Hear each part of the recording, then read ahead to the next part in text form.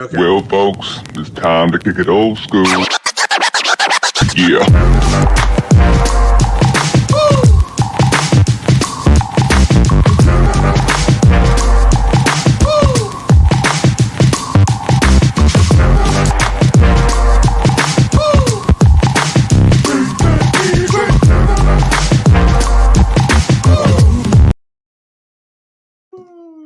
You What's up, right? I'm doing fine. Okay. If you're not hearing us at regular speed, that's HerbnRodg Podcast. Oh my gosh. Another great show lined up for you tonight. If the show was going to be terrible, we wouldn't tell you anyway. We're going to jump into some stuff tonight, run over the quick new CFP rankings, which are pretty similar to the last ones. Get our fun facts in. Sadie will make an appearance. And then somewhere about 20 minutes in or so, Jay from Unfair Sports and Locked On Sooners, who did our Oklahoma preview with us, will be here to help break down this weekend's game. Raj, I don't expect him to give us a whole lot of hope, right? But or calm our nerves at all. No, I mean the last time we had Jay on, he was pretty straightforward about everything. So I think he's going to do the same. I think he's going to duplicate his first performance. Loved having Jay on the first time. Can't wait to see him again. I am curious to see what he has to say about the Oklahoma's offense and how they've been looking this year, especially post John Mateer's injury. So, yep, agreed, Raj. Well put. Let's say hello to some people real quick. Jay Bake in the house. What's up? First winner. Shout out to Jay Bake. Roll Tide, sir. Yep. Zach showed up to a show this morning and just said good morning, and he didn't tell me what day it was. I was like, has he been hacked? Is he doing okay? But what's up, Zach? Appreciate it. French dip day and National Chicken Soup. Had some soup earlier, so that's good. Carol, what's up? You know she's hyped. They just finished listening to Randy a little bit ago. So okay. Pumped up for that. Evening, game. Carol. Evening, Zach. Sorry, I was coughing a little bit, but yeah. Keith, Roll Tide, man. Always good to see you. Shout out to Keith. Thank you for joining us. All righty, Alpha, the Wrestling Divas podcast, Tuesday nights, 5 p.m. Central Time. I think that's like 6:17 in Eastern Time and like 2:20 in Mountain Time. But 5 p.m. Central Time. Had their best episode yesterday. Yeah, she's going to correct me in a minute. She's like, dang it. We appreciate you, Carol. We always Thank you, Carol. We try. Yeah. And Big Mike got some good news today, too. I don't know if he's going to post it, but he is also headed for his vacation. So, all right. And Rodg, Mike will be here next week for the Cupcake games. Some Auburn people and some Alabama people will be over. So, anybody who's in Birmingham wants to stop by for the Cupcake games, you're welcome to come by. Yeah, Black Hoodie of Death. Yep. I'm not the same, and that one is hard to find, but this is the next best thing what I get. Oh, yeah. So.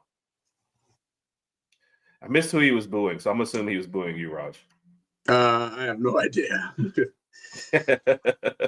You're probably the one that's there. What's up, Cotton? Shout out to Cotton. Playoff sides. We will be on with them tomorrow night, right after the Alabama basketball game. Go ahead, Raj. No. Shout out to the Way Offside crew. Yeah, I was gonna say that too. We'll be on with them tomorrow night after the big Alabama basketball game tomorrow. We're hosting Purdue at 6 p.m. I believe. So whenever that ends, we'll be jumping on with them. I'm really curious to this game. Excited about this game because I missed the majority of the St. John's game. We were at, guess what? Another kid's birthday party. Man. My kids have so many friends that they don't even know about. It's ridiculous. Definitely gonna be a lot of fun. Yep. Yes, looking forward to it. Yep. What's up, Jay? And I know you're coming off your show, Jay, and we had told you about 20 minutes in. If you don't care to listen to Alabama stuff, you can jump in anytime you want, man, because you're always entertaining. So, hopefully after that Bama dub. I was impressed by that first game. A lot of the hallmarks of Nate Oates' teams are still there. Unselfishness, taking a lot of threes, but it feels like a little bit more size, a little more activity. And Phylon worked on his game. I don't remember all last year seeing him hit a step back three. So when he hit one in this game, I was like, okay. So I can't. I'm so happy. I'm so happy he returned. I just felt like had he went to the draft, maybe possibly late second round somewhere in there, and I didn't want that to happen to him. I just feel like come back to school. You got a couple of dollars in your pocket, improve your game, improve your draft stock, and now you'll be a certified first rounder. So glad Fryline's back to lead the team. Yeah. Dude, I'm trying. We get these notices all the time. Hey, 11-1, 11:30-1. I'm like, who is this kid in their class? They How important is this kid to our future? That's what I want to know. Yeah, roll tide to Cotton. Fury, I missed this one. Fury, what's up? Appreciate you stopping in. And yes, we definitely want to win this one for sure. Oh yeah, Carol. So my wife gets home right around 6, so that's always like a goofy time. So I was at the very beginning. I missed the end, but that is awesome, man. Congrats to Randy. If not, we'll text him. Congrats by the end. That's awesome. Randy's been a great guy. Ironically, we found Randy on an Oklahoma Sooners podcast. Yes, we did. I don't even know if the podcast is still around regularly, but that's how Randy entered our lives, and it has been it's been awesome ever since. So for sure. What's up, Kat? Kat is switching time zones, so she's trying to keep up with the show. Gotcha. And yes, definitely. Congrats, Randy. Awesome We'll send Randy a nice text after this. Yeah. Yep. All right, Rod. The latest rankings came out, so there's your updated bracket, which is never it's not going to end like this. Right. You know, I know that everyone else would love to see like Georgia and Alabama on the same side and get one of those guys knocked out. But I want to see the SEC move around. I do too. Rounds. But Texas and Ole Miss, but there's just going to be a lot more movement. But this is where it is. Not too much action action, if any, since the previous week. But I mean, looking at the top of the bracket, obviously we would pick Georgia to beat USF, and then we have a rematch with them. I think Herb and I both share the same sentiment. We don't want to play Georgia again. I think we could beat them. We'll beat them again if we had to play them again, but I'd rather play somebody different. I do think the USF Georgia game would be a little closer than people expect. Coming down to the second part of the bracket, you and I have shared our thoughts on Notre Dame and how their schedule kind of played. It kind of played into their favor, to be honest with you. I mean, they had their first two games, their two hard games at the beginning. Bring me USF. Yes. Had the first two games of the season, their hard games. They lost them, and then they just okay, all we got to do is win out. I mean, if they're in the number 9 spot right now, I mean, I don't think they're going to lose any more games. So they're pretty solid. No more rankings. Yeah. And isn't that one of our games this weekend that we have to pick? Don't they have USC? Don't they? Or say it again. I'm sorry. They already beat USC. They already beat USC.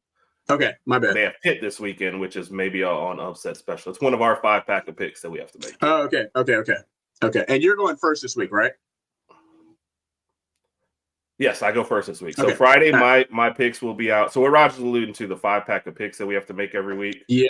I'll pick first this week, and then my picks will be released sometime Friday. Roger releases sometime Saturday. So shout out to Big Mike. The other thing about this bracket too, Raj, is you notice how Miami slid in. Miami is not even in line to go to the ACC championship. Yeah, that was weird. Great choice. Please double subscribe. Give us a like. Subscribe. We see several of y'all in here and more people join as we go along. Help us out, folks. We've climbed over the 600 plateau, but we're trying to keep moving on from there. So Miami's not even slated to go to the ACC championship game. So part of this that's so weird. Yeah. Cotton, we pick straight up. We'll mention if it's with the spread. Mike picks the game, so he usually tries to pick games that are tighter. And I know like the Notre Dame one has a bigger spread, but that's still upset potential. And one thing, Alabama's never on these, and Auburn is never on these because we will always pick Alabama. And he learned last year when we started doing this, we always pick against friends. Don't let friends pick Auburn. So we're always going to pick Auburn. So he never puts their games in there either. So, now if you guys want my against the spread picks, I will be happy to give them. And if you pick the opposite, you're probably guaranteed to go 4-1, 3-2. That's what I found is interesting. Miami sliding in there, Rodg. And, Texas Tech bouncing back to get in there. But huge win for them against BYU.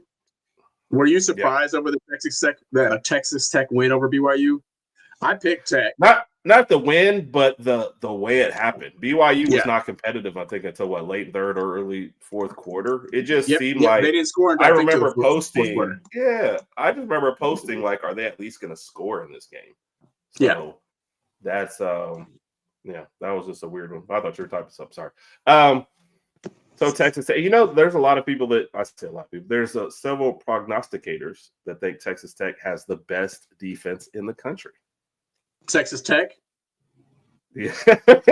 No, Yeah. I'm asking because when you said it, I happen to be looking at Texas too, and I think Texas has the highest ranked defense in the SEC. But I honestly, I need to pay a little more attention to Tech. I know they spent a few dollars to kind of formulate this team that they have together, which everybody does. So I'm not taking shots at them at all. But yeah, I got to take a look at the numbers and see. In fairness, I feel like Booger is one of the first people to say it, Cotton. So take it with like a bucket of salt.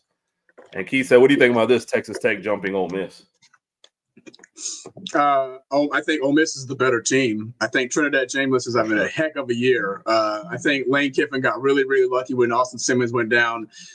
I keep on wanting to say Trinidad James, but Chambers has really, really stepped into that role. Really, really mobile, versatile quarterback. Really, really good arm, accurate. I think, Kiffin just got really, really, really lucky there. So with that being said, who would you take, Ole Miss or Texas? My gosh. I'm assuming Ole Miss will be at home. Obviously, they were hosting the game based on our graph here. Oh, my goodness. If it was like this, I would take Ole Miss. But it'd be more like I'm taking Ole Miss and I'm picking against Texas. And if this was the actual bracket, I would take Ole Miss to beat Texas, and I would take Ole Miss to beat Indiana. I agree. I would say it would be Ole Miss against A&M. Yeah. Yeah. If I was saying, they might be the only one. I'd probably take Alabama, Ohio State, and Texas A&M to win their games, and Indiana would be the only. So almost a flip flop of last year is how I would do it. One more question before we move on. What is the dream matchup that everybody wants to see? I think I know it. Yeah. The dream championship matchup based on the bracket that we're currently looking at. Based on this bracket. Now the thing is, I mean that game was already terrible the first time. Yeah. Well, I was thinking like I know half the country probably like a Texas Ohio State brand wise. Yeah. We would want. Like, there's nobody in the bottom. Like, if you're going to say brand-wise, you probably want, Alabama, Miami, everybody that's at the bottom. But none of these screams. Like, Alabama, Georgia, again, would be your highest-rated second-round matchup, I'm thinking based on this bracket, I'm just talking about national championship game based on this bracket. So, Alabama, it can't be Alabama, Georgia. I'm thinking what concept. Yeah, I think it would be Bama and Texas as far as brand and just – blue bloods, et cetera, et cetera, et cetera. That would be it. I think the matchup I want to see is Alabama versus Ohio State. I wouldn't mind seeing that. Again, we can't see it based off this bracket, but if things get changed around a little bit, that would be an interesting game. Yeah. I don't think Texas A&M would believe that they were in the game. They'd still be waiting for something to go wrong. Like, what? But it would be the quarterback matchup. That'd be a heck of a game. Are playing. I like that. But of course, we're hoping Alabama all the way on this one. Of course. So, but no surprises for you. I want to see who actually comes out of the ACC because that seems like a huge crapshoot that I don't think I'm going to care that much about. But it'd just be interesting at least still to see what they come up with there. Yeah.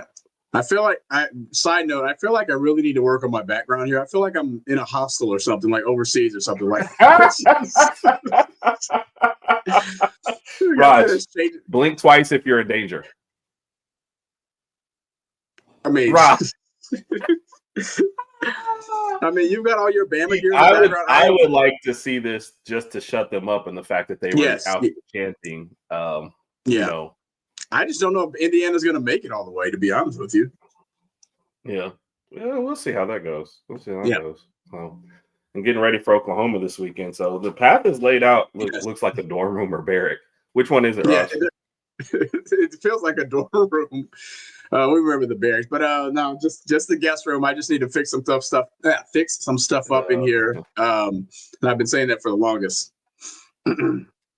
I agree with this. I think that's why I say, and I watched Indiana a lot in that Penn State game when they squeaked that one out, and I'm just thinking, I don't. Obviously, they're having a good season, but their season has been defined by that win at Eugene, and that's where they're getting all the hype from, and they're rolling with that. So I don't think they make it too far out of the playoffs. So. Yeah.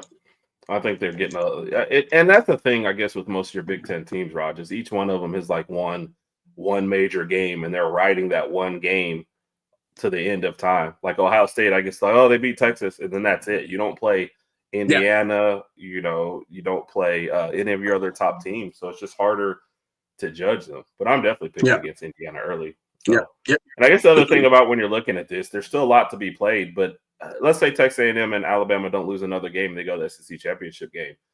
Would the losers still drop, or would they still stay at 3-4? And then same for Ohio State and Indiana. You have 4 teams at the top who are all slated to make their conference championship games. If none of them lose, right, until you get to the conference championship games, do you still lose? Let's say Indiana loses to Ohio State. Do they just drop down to 3 or 4? Or I think if Indiana loses to Ohio State, they have to drop below 4. That's just my personal opinion.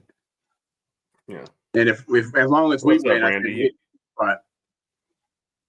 I think if Ohio State wins out, it wins their championship game, and then Alabama wins, I think we'd be 2 simply because Ohio State would be undefeated, and I think they would keep Ohio State at 1, but then we can get that 2 spot. Yeah. I agree with that. Yeah. Randy, we gave you your kudos early, or Carol gave you your kudos early, so expect some random text. If I text Randy, he's going to ignore it, Rod, so you have to text it. He might like it. Oh, my gosh. Kudos, Randy. Carol told us about your accomplishment hitting 10K, so kudos to Randy. We appreciate you. We've always appreciated your support, but, hey, you earned it, hardworking guy there, so kudos to you, sir. Yep, agreed.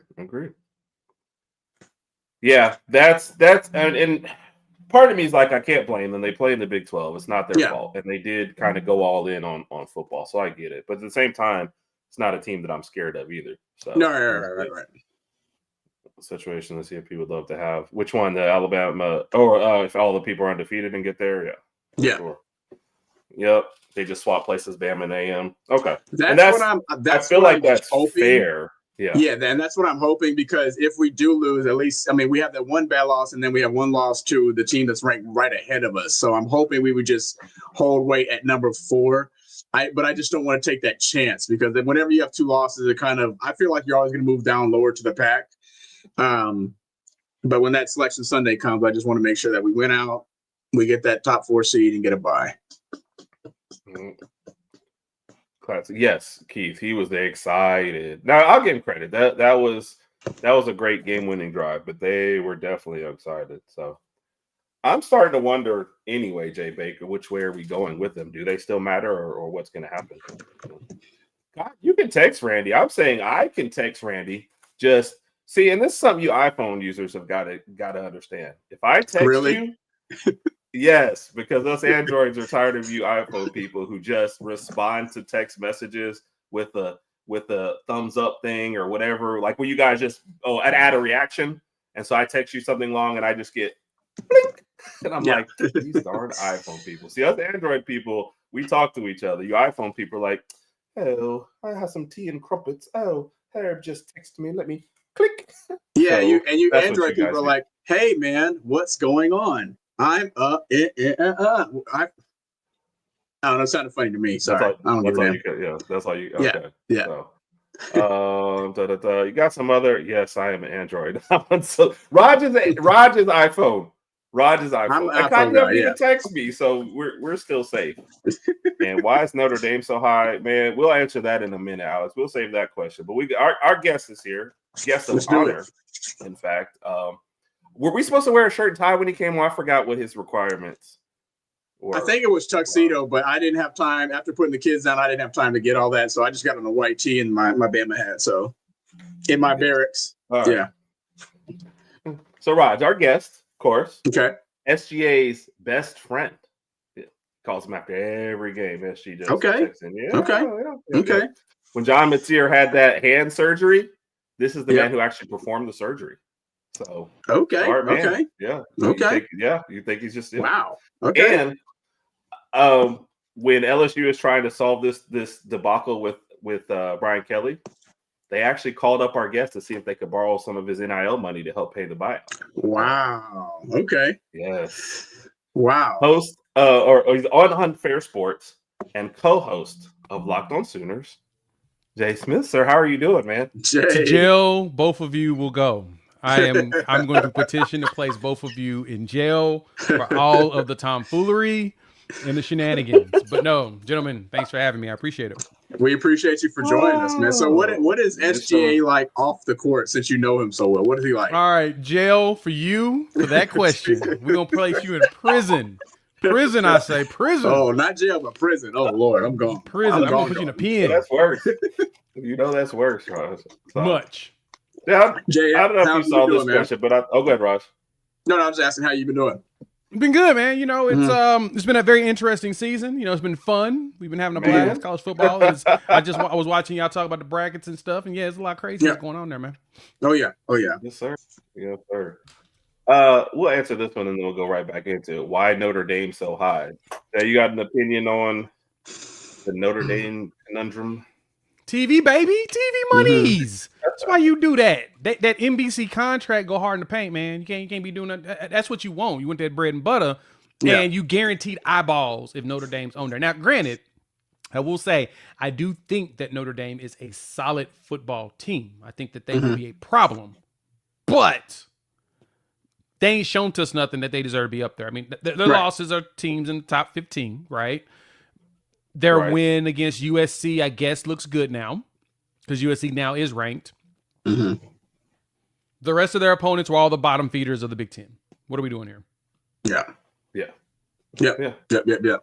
And I think that's the problem when you only have two good teams on the schedule, or maybe 2.5 if USC stays up there. That's exactly what I said earlier. It's like that schedule kind of played in their favor. Say, hey, look, let's go ahead and drop these first two games and then just win out and we'll be all right. So, you're good. That's 10-2, you're in, possibly. Yeah. We'll see if. Yeah. Well, I think that the committee did them a solid by putting Pitt in the top 25. Okay. So that gives them another top 25 win opportunity.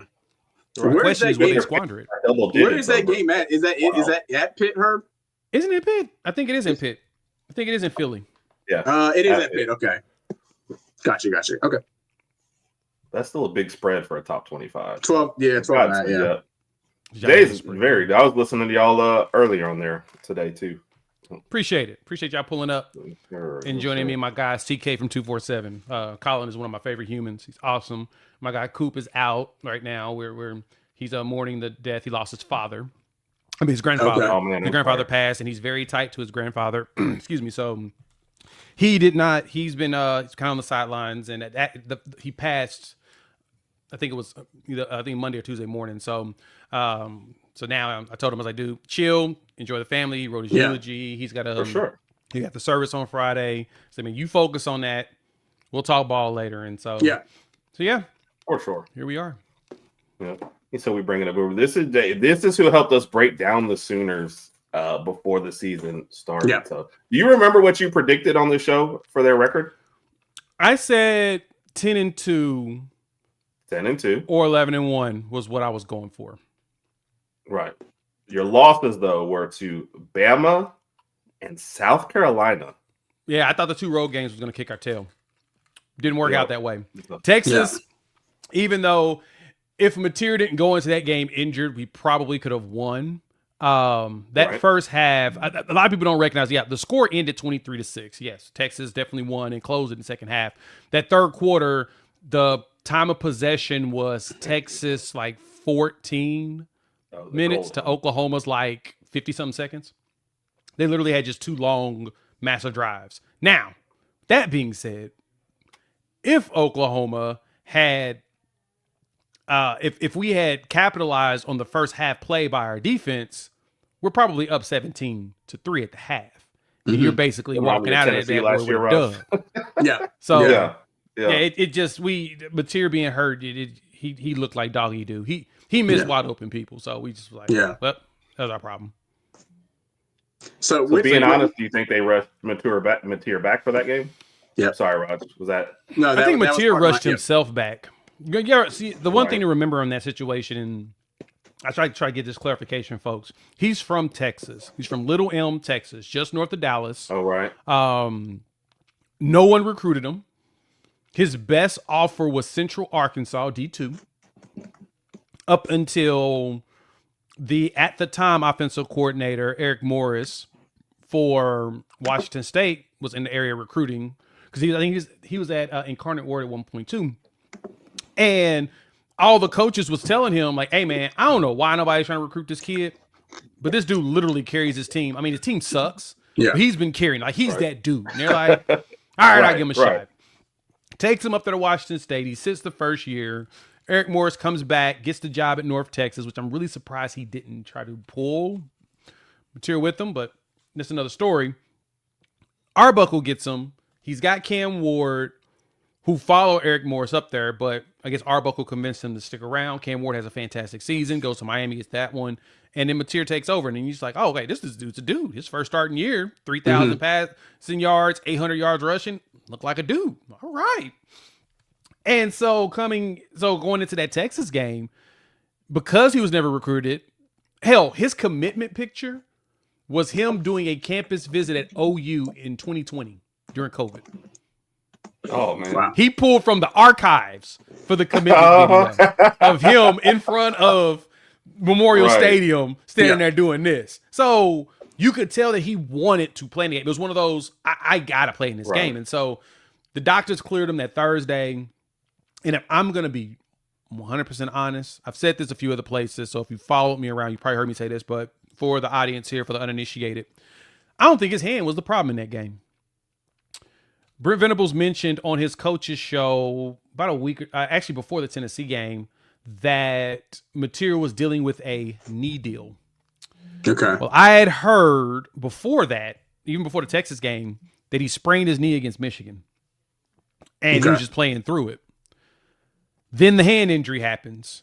And so he's trying to get better with that. And it looked less like he couldn't throw it and more like he was afraid to plant and run or plant and throw. I got you. So when you go back and rewatch him, he's kind of finicky with what he was doing. So because of that second half of the Tennessee game, he started to be mobile again. So it felt like he started trusting that knee again. And that's when he started cooking. I mean, 12 for 16, like 115 in passing. He rushed for like 80 yards in the game, 99 if you take away the sacks on there. Yeah. He had a game. He looked like the Michigan version of himself. And he played that Auburn game with the broken thumb most of the game, and he was still very accurate with a broken thumb, literally a freshly broken thumb. He broke it in the first quarter, and he's out there just dropping dimes and gets the game-winning drive. So I think it was more mental to the knee than it was the hand. And then, like I said, against Tennessee in the second half, he started looking like, okay, he that dude. He's getting back to who he was. So got the bye week. Now we got this week. So he's gotten 2 weeks to prepare himself for the game. But yes, he wanted to play desperately in that one because if you come to Oklahoma, you play in Red River. It's no different than playing in the Iron Bowl, right? Yeah. You know what I'm saying? You go to Alabama, you play in the Iron Bowl. That's the game you're going to play. Yeah. That's it. So yes. That's where we're at. You definitely don't miss that one. Go ahead, Rodg. Did you have something else or you want to? No. You're good. You're good. So the only other loss then, and that was one I think you felt a little more confident about the year, but the Ole Miss game kind of got away from you guys a little bit. I remember watching this game thinking it's right there, and then all of a sudden, I'm at home on my couch because of the weather, and I have to give mad props to Lane Kiffin in that game. Him and Charlie Weiss Jr., I give them props every single time I talk about this game because they changed their entire game plan in that game. So you know that Lane has only had one game this season where they've had a time of possession over 30, right? That was I didn't know that. Why? Oh, okay. They were huddling in the rain and waiting until about 15 seconds when the headsets turned off. Right. Then they would slowly disperse. Yeah. Lane took Venables' aggressiveness and used it against him because he knew the weather was in his favor. Yeah. Trinidad Chambliss is a very good, calm quarterback, and he takes his time and he can be surgical.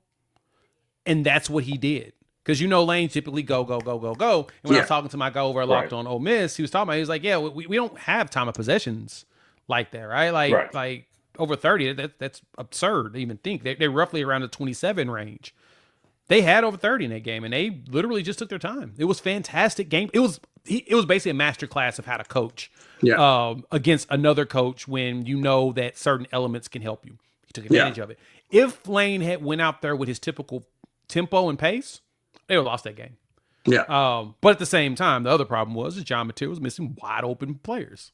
And that was to the not trusting that need felt like to me. To me, that was my visual on it when I rewatched the games. So now it looks like he's got more confidence there. So this is going to be a very interesting game to see if John Mateer populates with the Michigan version, which I expect to come back, or if he falls back into the Ole Miss version. Right. People always seem to get very, very healthy right before our games anyway. So that's so excited. That was South Buddy, Carolina. we know the feeling. South Carolina, it seems like the majority of their players out, but then all of a sudden for the Bama game, they all come back. And then some of those guys were out the next week. And I was like, come on, bro. Come on, guys. Buddy, this is what we're doing. Me when I say we deal with the same thing. We was looking at the availability report for the Tennessee game, and they had Jermon McCoy on there. I'm like, for real? Okay.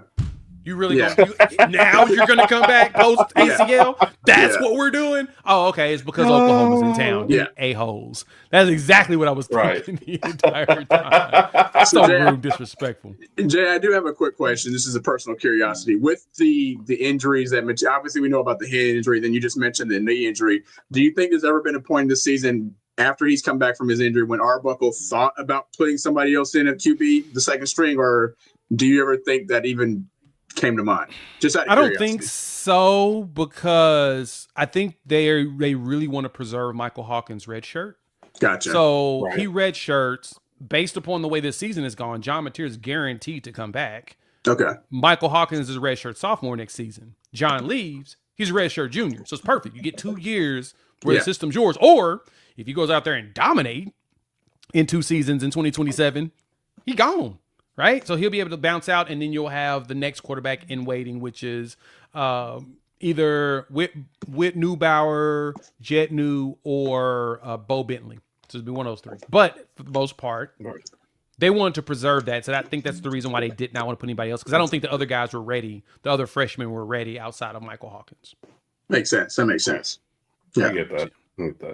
Things are always nice in a perfect world. This is how we want things to play out. And then it's like, all right, here's an injury. Here's the transfer portal. And it's like, okay, we're trying to plan for the next couple of years, but really we're just trying to get through this season. just see what happens. So yes, sir. You had a question just for you, Jay. Excuse me. Okay. R. Mason Thomas. Latoya, great question. So the initial report did drop at 7:10 this evening, Central Time. If you saw me, for those that were joining me on my live, we always break it down. We go at 6 Central, and we purposely stay on right at that first availability, especially in conference, because it's great to break that news there. So R. Mason is listed as questionable right now. Personally, I'm going to say no. I do not expect R. Mason to play in this game because he got hurt against Tennessee when he returned that fumble for a touchdown. It appears to be a quad pull of some sort. Ooh. I don't know if it's a tear, but to me, a pull leads to a tear. Yeah, you rest that bad boy, because and you got to be careful, especially how explosive of a player he is. You need him for knock on wood, we win this game. Yeah, and we make a playoff push. You want that dude for LSU at the end of the season to get ramped up. He'll be able to chill because we are mathematically eliminated from the SEC championship game as of now, unless literal chaos happens. Yeah. Right now, it's a beeline between you all and A&M. Even if y'all lose this game, it'll be you and A&M in that game. Right. As long as Georgia doesn't fumble the bag against Texas. Yeah. Georgia didn't fumble the bag against Texas, they will be eliminated too. So right now, it's a beeline between you guys, like I said, and A&M for the SEC championship game. And so for Oklahoma, that'll be another week or so of rest. And then if we win this game, we're most likely going to host. We'll probably be the 5 seed. We'll most likely end up hosting a game, and then you'll want him for that. So I don't expect him to play. You play the long game with him. If anything, you save him to play senior night against LSU. Right. I agree. After hearing what you said about him and after looking up his 6.5 sacks, I really don't think he needs to play this Saturday. I think you need to play the long game. Listen, our You know what, Rodg? We're just thinking of him, right, Rodg? I'm thinking about him. Yeah. Look, I want us to win, but for his long game, our Mason, sit out Saturday, rest, hype your team up on the crowd, in the verbal hype, but don't step on the field. Come on, buddy. We don't want to see it happen. The good thing for us is that the guys right behind him are still just as dangerous. So yeah, we've got good competitive depth. Thank goodness. Oh man, it hurts. But yes, I totally understand the excitement about our Mason not playing. By the way, I see a couple of people posting scores. Anybody that posts a score, we'll star it and we will throw it up at the end, and we'll put them all in there. So, and hopefully get some Oklahoma folks to show up, so it's not just all Bama's. So, what up, Van Edwards? Man, thank you for joining us, sir. 8 p.m. Central at our old time. One of the people that kicked us off our old time, so we can make way for the superstars. And Jay, looks like this is a question for you. Good one. This is actually a very good question. Championship game. Yes. Thank you. Gotcha. You got to remember, Oklahoma is known for winning conference championships. I think we got 50, like the most in college football, from the multiple conferences we've been in. Yeah, we care about those. We want to get those conference championships and add more of those banners. So yeah, I think it still is just overall in the sport. They just need to find a way to make sure the conference championship games are still important. I think they still have value because it guarantees you a spot in the playoffs regardless. But typically, if you're going to the conference championship game, you have the record to get you in there anyway. Yeah. The only ones that don't right now is the ACC because they've just been playing like hot garbage. And one of their teams are going to make it unless they keep cannibalizing each other to where 2 G5s gets in to the playoffs, which will be even more hilarious if they do that to themselves. I kind of want that kind of chaos. Not going to lie. I like chaos, and I really want the committee to be, get to put the gun to their head and say, tell us you ain't going to put 2 in there, 2 G5s. Tell us you're going to put 2 undefeated G5s in. Tell us. And they won't be able to explain themselves. So I like conference championship games. I still think they have value, not only financially lucrative, but being able to hold the banner that you won your conference for that year. I still think that that's important for the longevity of coaching because right now, coaches are getting fired like crazy. You got to have something to say, look, if you keep winning conference championships, at some point you should be over the hump. Yeah. I think you need that. No. Yeah. And I agree with that. I hope they don't continue to devalue it. Go ahead, Rush. No, I think it's going to be this question gets more interesting next year as the playoff expand, if it does expand next year. But I mean, if it goes to 12 to 16 teams, and then I feel like once it goes to 16 teams and then a couple more years and they want to expand it, you see what I'm saying? As it continues to expand, these conference championship games are going to be less and less valued. But to Jay's point, I want to win the conference every year. I'm not going to lie. I'm not going to that game. I want the conference. I want that banner. Yep.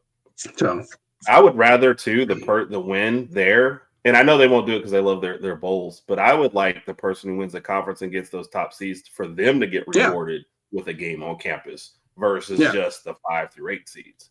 That's what I would like to see happen. So you're saying win the conference championship game, you get that bye, but then that first game you do play, you host it. Yeah. That makes sense. I feel like there's a huge debate right now between winning the conference and getting that bye versus being in the 5 through 8 spot, missing that conference championship game, maybe having an extra week right there, and then hosting a playoff game, which, in college, to me, that home field advantage is bigger than anywhere. Like, I feel like it's bigger than in the pros, to be honest. Maybe because I'm more of a college guy, but I just feel like, you got younger guys, more emotions, playing at home. I just think that's huge, No, so, I agree. What is that? Big Mike, glad to see you're safe, man. Roll Tide. Yeah, Mike, appreciate you, man. Enjoy the family. We're talking. Man, we all know you're the star, so don't ever say that, brother. We love you. Yeah, that's why. And I'm probably not the first one to say it. I know we've discussed it on several other shows, but I'd like to see that reward of it. So, but Jay, because you have to choose, what would you rather have, the championship and that bye, or a home playoff game? Man, I'd rather have the bye. Let the bodies get rested because that's what I said. Yeah, it's a game of attrition at this point. The further you get into the season, the healthier teams are the one that win it. That's how Ohio State was. They were the healthier team going into the national championship game. They were the one. Their line was getting healthier. They were able to play more. The players they want to play. That and some of their linemen were getting the experience they needed to be good. and you start to see that start to build up. You want that bye. You want your dudes to be able to rest. It's not like the NFL to me, where with the NFL, teams seem to struggle on the bye week. Sometimes you start to notice that with some of them, because what they'll do is they don't play the last game of the season, and then they'll have the bye. So they'll take 2 weeks off instead of one. Whereas in college, you're typically got 2 to 3 weeks off anyway. That's normal because you've got finals week, you're doing all the school stuff, then you go play ball. You're going to have that long anyway. I would rather have the bye and let everybody rest their bodies, get their schoolwork done, and then really grind the tape and kind of go from there. Yeah, same here. I echo those same sentiments. Yep. Very good. All right, let's start to get a little bit more into the matchup. Let's let Mike kick us off, and then we'll get into talking about it. So let's go. Everybody, it's Big Mike back again with another edition of Bama Opponents Fun Fact, Oklahoma Sooner edition.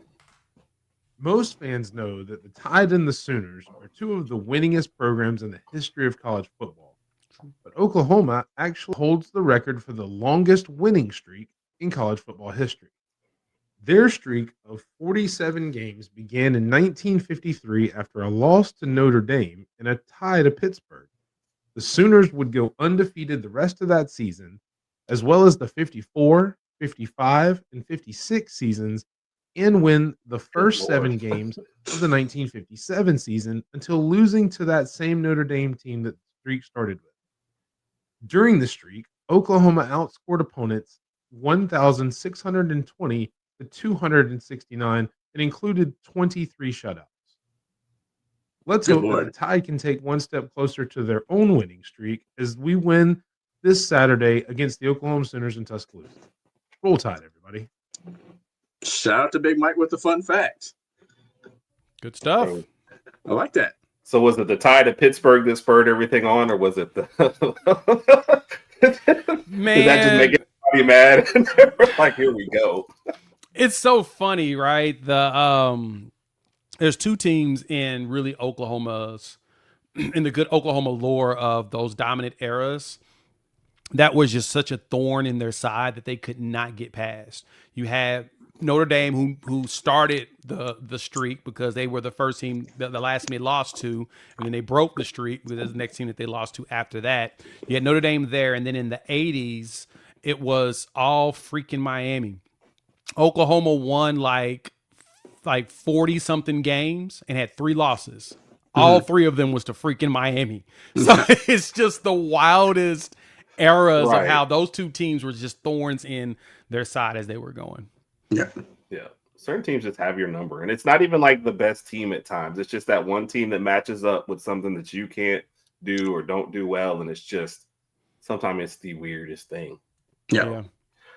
All right, looking particularly at this matchup, we know it's getting late, but sometimes we don't break it down just much, just because we know we've all talked about it a million times, coming into this. But let's start with your offense. How are you feeling about Mateer going into this game? You already kind of mentioned, you think he's getting a little bit better, a little healthier. What's your confidence level in him going into this game?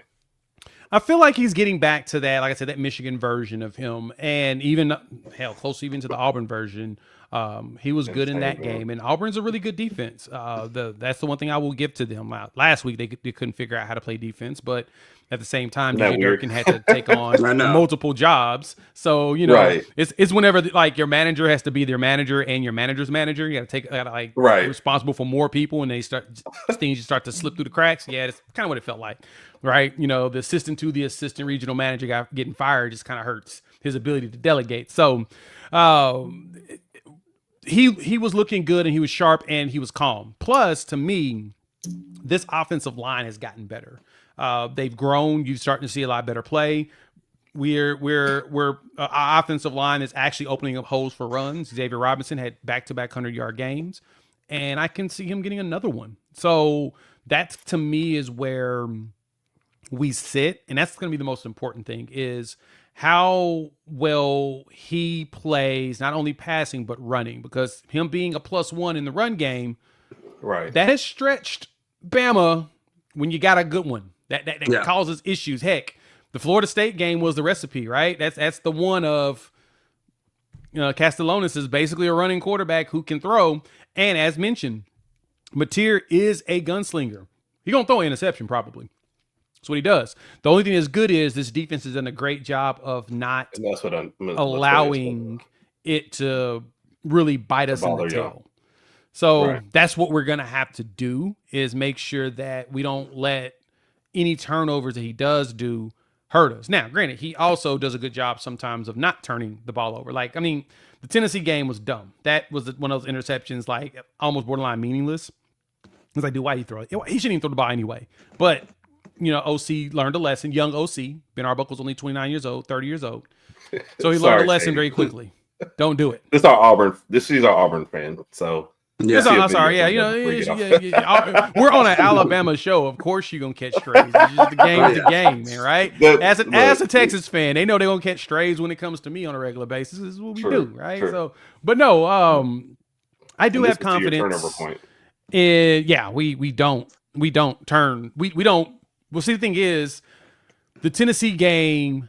And Tennessee and Temple were really our games where turnovers really went our way. Tennessee, we had 3 turnovers, 2 interceptions, and the return fumble for a touchdown.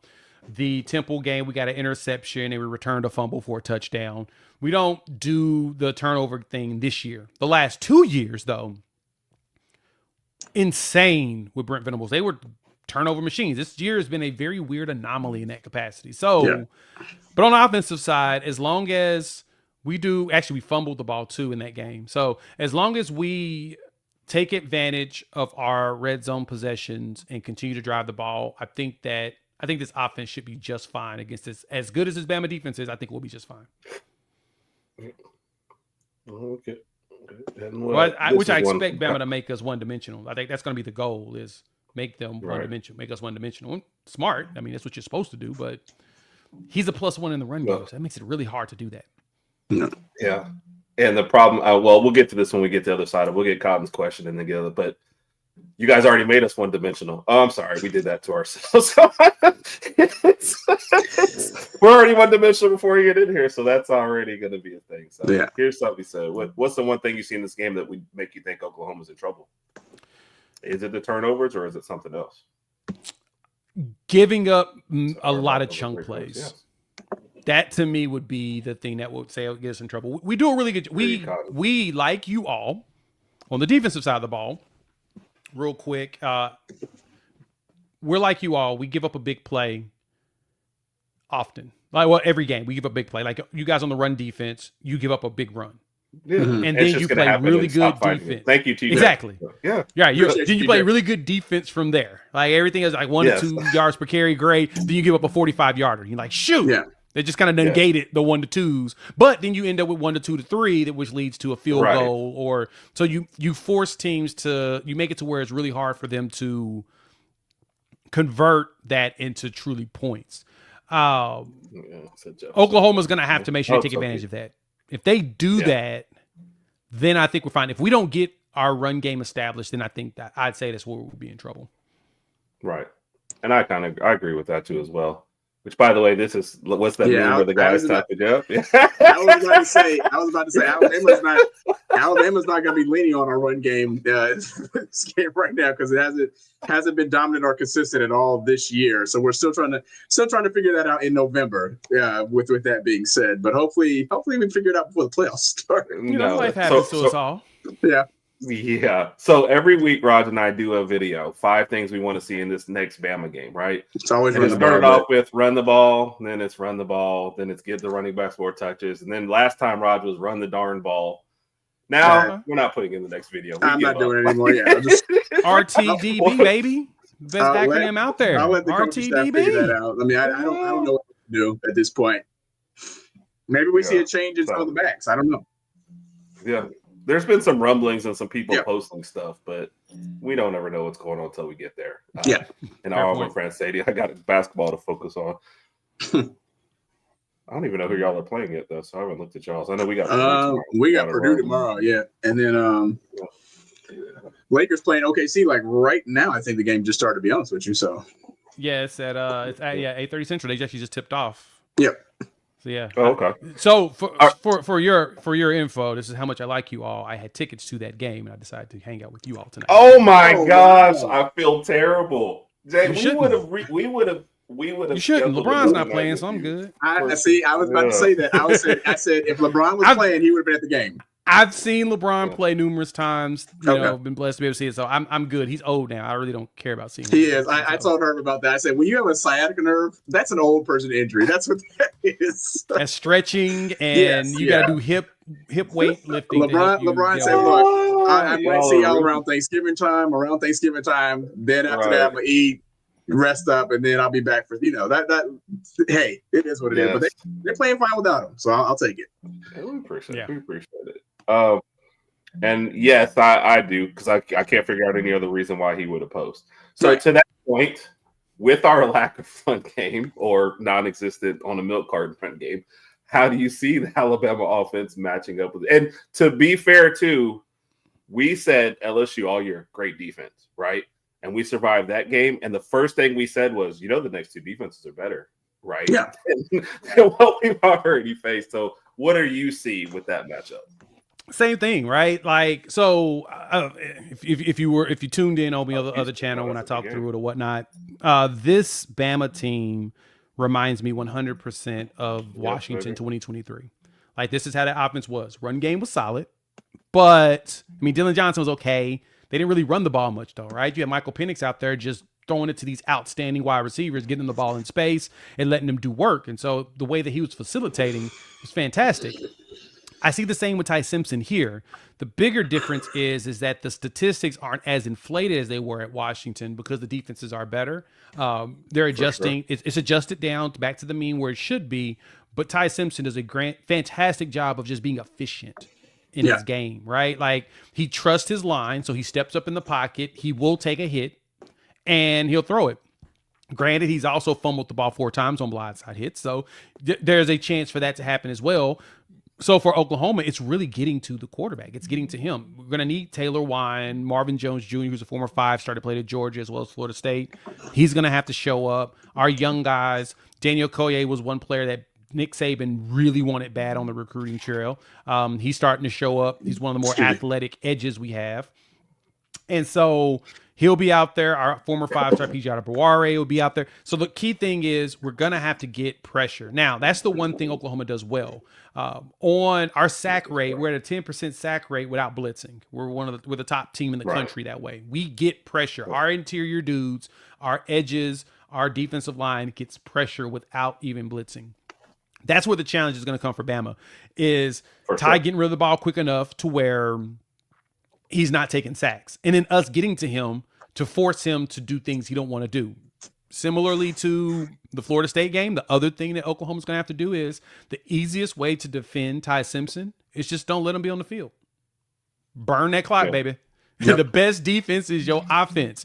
Yes. Burn that clock. And so I think that Ty Simpson's going to have a good game. We're going to give up yards to him because he's just that good. But I really think this is going to be similar to that Georgia game. The big thing for us is that we just can't have a true freshman drop a wide open post at the end of the game to take the lead. That's what we got to make sure we don't do. No. If we don't do that, we're good.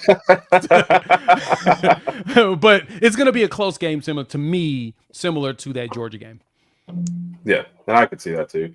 Folks, anybody who saw any score predictions, we'll post them out real quick. Since Sadie is here, we want to show her quick Auburn love. So you weren't around when this backstory came up, Jay. No, please tell Sadie us was again. at my birthday party. Jay, Dressed listen up to that this. nice. She was in a dress, looked nice, and I pushed her in the pool. Wow. So my penance was every Brother, week you she all gets right? to post. How are you alive? What happened? It's my party, and I'll push people on the pool. I don't know, man. I think her husband was a little tipsy, so he didn't come after me. So maybe I was safe. I don't know. Well, my penance is she gets to post an Auburn video every week on our show. So, and up until about 2-3 weeks ago, the video was, "Are we gonna fire freeze? Are we gonna fire freeze?" That was atrocious. Can we fire? Then they fired. Yeah. Then they fired him. Yeah. But here we go real quick just to show her some quick love. Well, good morning, guys. Another week, another loss. I missed overtime. I had an emergency and couldn't watch, but I figured we'd lose. Defense had the worst game of the season, or one of the worst games of the season, and the offense put it together. Like, why did it take so long to fire Hugh Freeze? That's what I took out of that game. Offense had over 500 yards. 500 yards. 500 yards. Like, what? We always knew we had the weapons, but we couldn't put them together. Like, I don't understand. So I learned that Hugh should have been fired a long time ago, and we would have won some more games. But you know what? Nothing we can do about it now.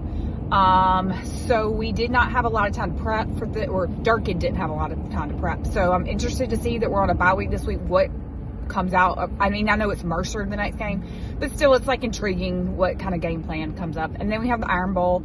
We have to win out to go to a bowl game. So yeah, do I think we're going to win in the Iron Bowl? No. But I'm curious to see what product we put on the field. There's a lot more excitement around the team. But yeah, now we're just kind of like on a bye week, so we're hearing all this coaching stuff. There's like 3 or 4 names that are being tossed around, but we won't know anything until the season ends. I'm hearing it will be within 24 to 48 hours of the season ending, which I totally believe because signing day is that Wednesday. So hopefully we can just like lock in the last 2 games and put up a fight against Alabama. That's all I got to say. War Eagle. She also does every video from the car. She's driving every video. That's terrifying. Yes. That's horrifying. I don't even know what to think anymore on that. And she usually that's movie because she's discussing Auburn football, so she's just like wow. Yes. After the Kentucky game, that one was interesting. All right, Jay. What's your official prediction for this? Have you recovered from there? Are you okay? That man, whoo! I'm a little nervous. She okay? She good? I mean, I know that Auburn be having folks crash out. I just want to make sure she's good.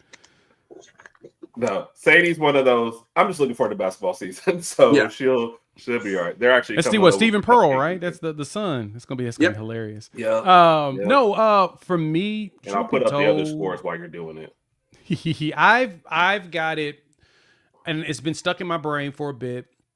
I am at 23-21. Oklahoma wins with a game-winning field goal. 23-21. Titanium leg. Tate Sandell goes out there 21-20, kicks a field goal to win the game. It's going to be a close one. I don't think anybody gets 30 in this game. It just doesn't feel like a game where anybody. That was 30. And we only had one score where somebody predicted that. And what game was that Cotton predicted exactly? Was that Missouri? Yeah, 27-24. So we'll see that. Yeah. No, I agree with you. I think this is going to be hard fought. There's going to be a lot of nerves at halftime for sure. I think I might be at the game, which kind of sucks at times. I'm very idiosyncratic where I kind of like to do certain things like all the time. Like I usually change clothes when things are going bad. So you're all about that. Yes. Oh, okay. You're superstitious. Messing up the juju. Oh yeah, yes. Wow. I'm very, very much so. It's harder to do at the stadium unless you don't mind running around naked and security guards chasing me, bum me, all that stuff. It's terrifying. It's always good content. Latoya is the last score. So, Jay, we appreciate it, sir. I think I only got one question of death for you today, and it's not as bad as the last one that we. Oh yeah, I was rude, I'm very upset with you on that last one. Well, Rodg got the victory, so he's happy on that one. So yes. I appreciate you, Jay. You're always more than welcome to come back. So this one is going to be a weird grouping of people because I think we gave you the best ones, but we're going to give you work, play, live, ditch again. Okay. So you remember your 4 categories. Yeah, because last time you had SGA and then a bunch of the quarterbacks, and you ditched Jalen Hurts, which should be unforgivable, but it's an Alabama program, so we're fine. Yeah. So I had to get another Thunder person, so I'm giving you Chet Holmgren as your number 2, CeeDee Lamb, Trey Young, and Adrian Peterson. Ooh. I got to ditch one of them? Yep. You got work. Who are you going to work with? Live. Who are you going to be roommates with? Play. Who are you going out with on Friday nights? And ditch. When they call you, send them a voicemail. Okay. I would work with CeeDee Lamb. We got 2 more scores still coming in. I'd go out with Chet. He What was the seems like other that one? Goofy kind of. Yeah, Chelsea. You have You have Trey Young and Adrian Peterson. For its work, live with, play. Live with is what you got left. I guess I'll live. Oh gosh, that's the tough part. I'd probably prefer to live with Trey Young over Adrian Peterson. Adrian Peterson is he's got a lot going on. Being. He's just a different human being, right? Yeah. Like the one thing. So I'm not sure if y'all know the story on him, but one of the things he's known for is that he has a very gripping handshake. Like he purposely tries to break your hand. Yeah. And so when he shakes people's hands, he smiles while he's squeezing the life out of your hand. I don't think I want to live with somebody that could potentially squeeze the life out of me like that, though, dog. Yeah. Like that's not something I think is conducive to my health. Right. That's true. You I can can let see him watch that. your kids, though, right? That's a good thing. Yeah, fair point. Touche. So no, I don't think I want to Nice over one. that. Think I'm good. I thought about it for like 20 minutes before saying it. So we're ditching Adrian Peterson instead. So Gonna have to. and everybody who's posted a score has gone with us and said, yeah, it's a close one. Nobody. It's gonna be a low scoring game. I think Bama ends up getting a late touchdown, but I think it's gonna be really close to half, close to that third quarter. But I don't see anybody hitting 30. I don't think we'll hit 30, especially after the way we did LSU. When I really thought, I was like, dude, we should have put up at least 30 on LSU, and we just made too many mistakes on the offensive side of the ball. So I don't see us doing that this game. Yep. And then something you had said earlier about the big play. The funniest thing about the big play, we give up on every game, and everyone just curses out our whole defense. And I'm like, they're the only thing keeping us in this, right? The offense has not been hitting. It's like y'all's offense. It's kind of like ours. It takes a bit for it to get going. And then when it gets going, you're solid. Like it's more of a clutch defense rather than a clutch offense rather than a dominant offense. And that's kind of like where we're at. Like ours, the Michigan game was a great example of Mateer taking that final drive, 8 minutes, burning the clock. Well, he started the game off strong, getting up 2 scores, and then doing a good job of just keep playing keep away from Michigan itself. And same thing with Auburn. You had a final drive at the end of the game to win it. You went up early against South Carolina to close it out. Tennessee, that was the defense is the only reason why because the offense didn't even show up into the second half. Right. You luckily you're up 16-10 and your offense had like 99 yards of total offense. It was pretty bananas. So yeah, that's really where we're similar. So that's why I'm just like I can't say yay or nay in either direction. Let me see. Last couple comments. First turnover committed. Perhaps that would be a Ty Simpson fumble then. So I hope that's not what's going to happen in this one. I think we get a strip sack in this game. I don't know if it's the first one or the last one. I think Mateer throws a pick, but I also think that we get a strip sack, and I think that may be the more critical play that happens in our favor to help us be able to survive this game. Okay. Sharpshooters in the building. Thank you, sir. What's going on, Brinsky? They clutch if they call back-to-back 2 on DJ. I don't think so, just because we came out of a bye, to be honest. And you can't look ahead. I feel like, and one of our keys to the last game was remember FSU. I feel like all our looking ahead was ruined week 1. So there is no. That was a good thing. We even talked about that. That's one of the things we couldn't do is overlook LSU. So we don't overlook anybody anymore. We're taking this one thing at a time. And regarding the score for this game, I told her this several times. Once you enter in conference play, all the spread and all that crap, that goes out the window. I'm just trying to. If it's 10-3 and we win and we move on, I'm fine with that. I can take that. Yeah, I'm with you. All right, Jay, man, we appreciate you, man. Tell everybody where to find you, what you got going on. Let me go ahead and say, man, every piece of your content is gold, man. You get on there, like you can be talking about wallpaper, and I think you bring the energy and excitement. I'm like, I need to get some wallpaper. Man, I appreciate that. I'm trying to get better, of course. Trying to just better, never best, get better as we go. But no, I do appreciate it. It's Just trying to make some fun content, man. Sometimes I just get stuck too. The brain just be kicking my tail too. But no, it's another great time hanging out with you all. I'm glad you didn't pin me to a corner again. So bless you both for that. I won't be yelling at y'all today. With that question. I appreciate that, man. Out of sight, the bye week. Yep. Keith, that's what we're kind of hoping on. Not is another one, but it's a prediction. So yeah, appreciate everybody in there. Like I said, Kat, thank you. That's a good one to throw up there. Stop being modest. I told you he's a great guy, man. We're glad we found him. Always been gracious about coming on, even if we made him choose between HerbnRodg at the end. So you made him choose. He's a good guy, man. Yeah. I definitely encourage everybody to go check out his content, man. It's always great stuff. So appreciate everybody. We will have our video out coming this week. 5 things to look forward to for an Alabama victory. The Oklahoma game, the run game will not be part of it anymore. Nah, I'm tired of that. Y'all quit. They're like, nope. Yeah, I give We're up. good. No. If they don't want to run the ball, they ain't gonna run the ball. All right. That's just it. And then we will be back sometime Saturday night during the Georgia-Texas game. Georgia game, yes. Maybe third quarter, fourth quarter, we'll go live towards the end there. So, Yep. Yeah, Jay, if you're ever online and you just want to have a drink with somebody and watch the end of the game, we do a watch party every Saturday night. So, but you got to bring your own. Yeah, I'll be in Tuscaloosa for the game this weekend. So, hit me up. I will be there. I'm in Birmingham, but we're going over for it. So I fly into Birmingham. There. Luckily, because of college football being such a massive narcotic out there in these streets, they do direct flights from Oklahoma City to Birmingham. They had directs from Oklahoma City to Knoxville as well, which they never have, only for game day. So Friday night, Sunday morning, which is pretty dope. They did that specifically for the games, and so I'll be there, and awesome. I'll ping you at the link up. Sounds good, man. Sounds good. Man. Appreciate everybody watching. Jay, Look out for more content. Man. Looking forward to the game. Roll Tide, everybody. Roll Tide.